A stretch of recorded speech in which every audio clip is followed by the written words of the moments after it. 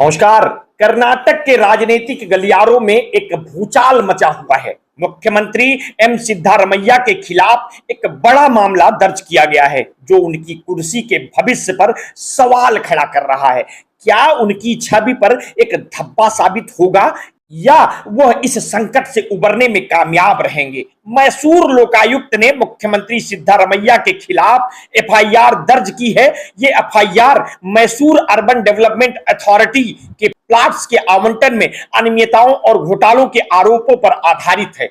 दिलचस्प बात यह है कि ये एफआईआर तब दर्ज की गई जब अदालत ने लोकायुक्त को उनके खिलाफ कार्रवाई करने का निर्देश दिया। इस कार्रवाई के तहत मैसूर के लोकायुक्त एसपी उदेश ने एडीजीपी मनीष खरबीकर के आदेश पर यह एफआईआर दर्ज की है। सिद्धारमैया पर सीआरपीसी की धारा 156(3) के तहत केस दर्ज किया गया है। साथ ही उन पर आईपीसी की कई धाराओं के तहत भी मामले दर्ज किए गए हैं, जिनमें 120(b), 166, 403, 420, 426, 465, 468 जैसी गंभीर धाराएं शामिल हैं। ये एफआईआर किसी साधारण व्यक्ति द्वारा नहीं, बल्कि आरटीआई कार्यकर्ता स्नेहमयी कृष्णा की शिकायत पर दर्ज की गई है। कोर्ट ने शिकायत को गंभीरता से लेते हुए सिद्धारमैया के खिलाफ कार्रवाई का आदेश दिया है। अब इस केस की जांच लोकायुक्त पुलिस करेगी और एफआईआर के आधार पर सिद्धारमैया को पूछताछ के लिए बुलाया जा सकता है। सवाल यह है कि क्या यह मामला सिर्फ पूछताछ तक ही सीमित रहेगा या उनकी गिरफ्तारी तक जाएगा। अगर गिरफ्तारी के हालात बनते हैं तो सिद्धारमैया के पास अग्रिम जमानत के लिए अदालत का दरवाजा खटखटाने के अलावा कोई विकल्प नहीं बचेगा। सिद्धारमैया के लिए यह समय काफी चुनौतीपूर्ण साबित हो सकता है। राजनीतिक और कानूनी संकटों के बीच उनका मुख्यमंत्री पद खतरे में पड़ता दिख रहा है। हालांकि उन्होंने इस आरोपों को सिरे से खारिज करते हुए कहा है कि यह विपक्ष की साजिश का हिस्सा है और वह किसी भी हालात में अपने पद से इस्तीफा नहीं देंगे।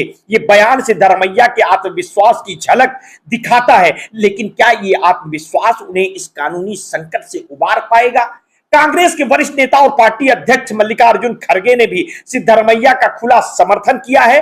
खड़गे का कहना है कि कानून को अपना काम करने दिया जाए और सरकार हर सवाल का जवाब देने की बाध्य है, क्योंकि एमयूडीए एक स्वायत्त निकाय है। कांग्रेस के इस समर्थन से यह स्पष्ट है कि पार्टी पूरी ताकत से अपने मुख्यमंत्री के साथ खड़ी है, लेकिन क्या यह समर्थन उनके खिलाफ कानूनी कार्रवाई को रोक सकेगा? सिद्धारमैया के खिलाफ एफआईआर और कानूनी शिकंजा उनके लिए मुश्किलें खड़ी कर सकता है। ऐसे समय में जब राजनीतिक प्रतिद्वंदी उनके खिलाफ माहौल बनाने की कोशिश में है, ये देखना दिलचस्प होगा कि क्या वो इस संकट से बाहर निकलकर अपनी छवि को बचा पाएंगे।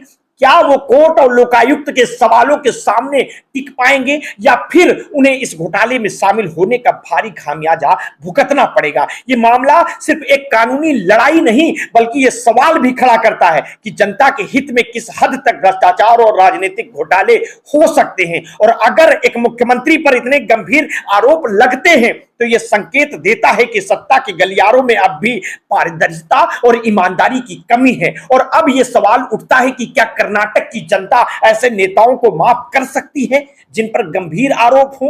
क्या यह एक मिसाल बनेगा कि सत्ता में बैठे लोग भी कानून के नजरों में बराबर हैं? सिद्धारमैया के इस मामले में उनका राजनीतिक करियर ही नहीं, बल्कि उनकी कर्नाटक की राजनीति की दिशा भी तय हो सकती है। इस खबर को लेकर के आप क्या सोच रहे हैं? अपनी प्रतिक्रिया हमें कमेंट बॉक्स में अवश्य दीजिए। आपने अगर अभी तक हमारे इस चैनल को सब्सक्राइब नहीं किया है तो तत्काल कर लीजिए।